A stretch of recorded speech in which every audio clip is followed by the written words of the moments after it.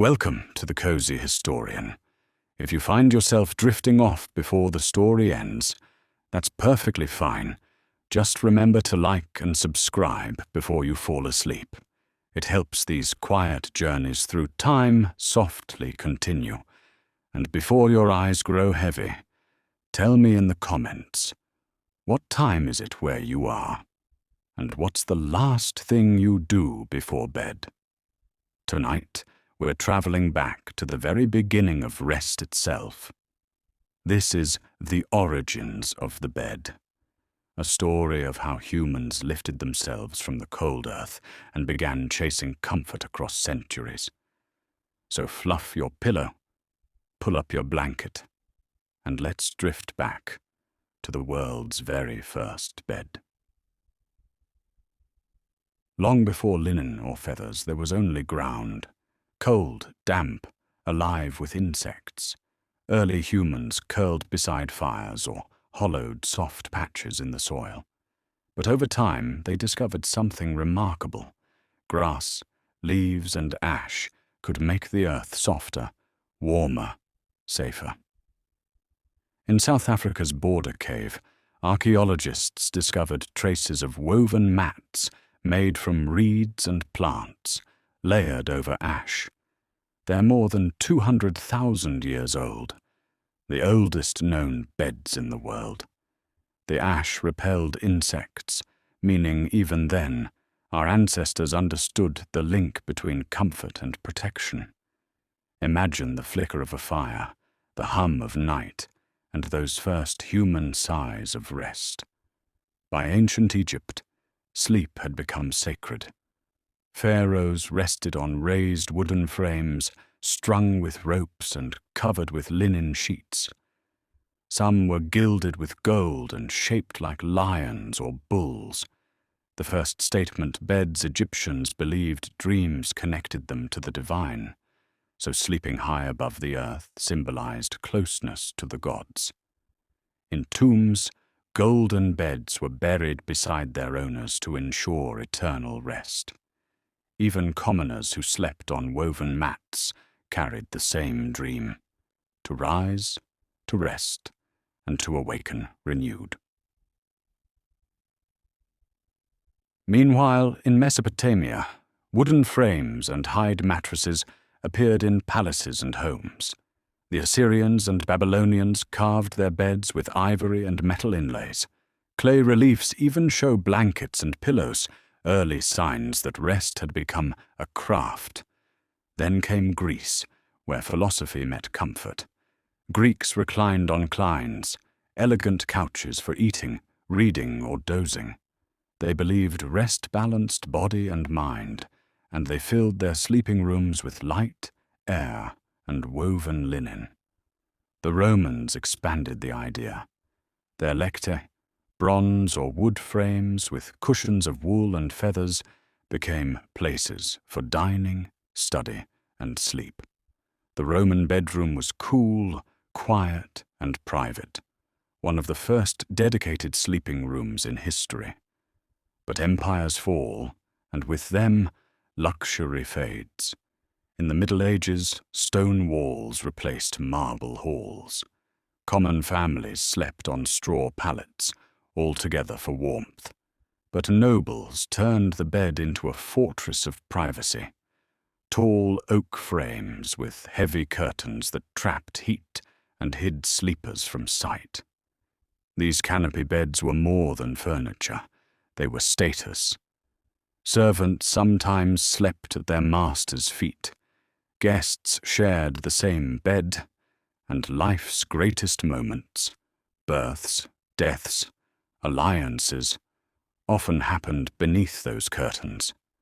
The bed had become a symbol of identity, legacy, and the fragile peace between exhaustion and safety. You've just drifted from caves to castles, from grass to gold. But the story doesn't end here. Stay cozy, and let's keep traveling forward, as comfort leaves the palaces and finds its way into every home. Now, Part 2. From palaces to pillows. Welcome back to the Cozy Historian. If you're still awake, that's impressive, and if you're not, I'll take it as a compliment. When we left off, the bed had become a royal throne of sleep. Now, we'll see how it turned into something far more personal, the quiet companion in every home. This is part 2 of the origins of the bed. As the Renaissance unfolded, the bed became art. Italian nobles slept beneath painted ceilings, while French kings like Louis XIV transformed the bedchamber into a public stage. The king's waking and sleeping were grand ceremonies, attended by nobles hoping to witness the royal yawn. Sleep had become a spectacle. Comfort turned into theatre. Meanwhile, the common folk still hit the hay, quite literally. They slept on straw sacks that had to be shaken out each night, their warmth shared among family members in small, smoky homes. By the 1700s, craftsmanship flourished. Rope-slung frames held mattresses filled with wool, feathers, or straw. The ropes had to be tightened regularly, giving us the phrase "sleep tight." Bed curtains grew lighter, fabrics softer, and the idea of personal comfort began to spread beyond wealth. Then came the Industrial Revolution, and the bed transformed once again. Iron and steel replaced carved wood, bringing strength and sanitation. In the mid-1800s, the box spring appeared, a new kind of comfort that lifted the sleeper just enough to feel weightless. Factories made beds affordable for the first time, allowing the working class to enjoy what once belonged only to kings. By the early 1900s, the bed was no longer a symbol of luxury.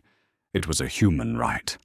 Bedrooms became private sanctuaries, and advertisements promised better health, stronger backs, and scientifically restful nights. In hospitals, adjustable beds appeared. At home, people experimented with cotton, latex, and eventually the marvel of memory foam, a material that remembered you. Now, in the 21st century, our beds are smarter than ever. They warm our feet, monitor our sleep, and adjust to our heartbeat. Some even rise with the sun, mimicking dawn's gentle glow. But despite all the technology, we're still chasing the same feeling our ancestors found on mats of grass and ash, that small, sacred distance between body and earth. So as you lie in your own bed tonight, think of the thousands who did the same before you. The hunter curled near a fire, the pharaoh beneath linen and gold, the farmer tightening ropes before sleep, the dreamer scrolling softly into slumber. Every bed is a bridge, from past to present, from waking to dreams. Close your eyes and feel the story beneath you, a history woven from grass, silk, steel, and starlight. You are part of that story now. This has been Bore and Snore with the Cozy Historian. Sleep softly, fellow dreamer. And remember, the history of the bed is, in its own quiet way, the history of us. Good night.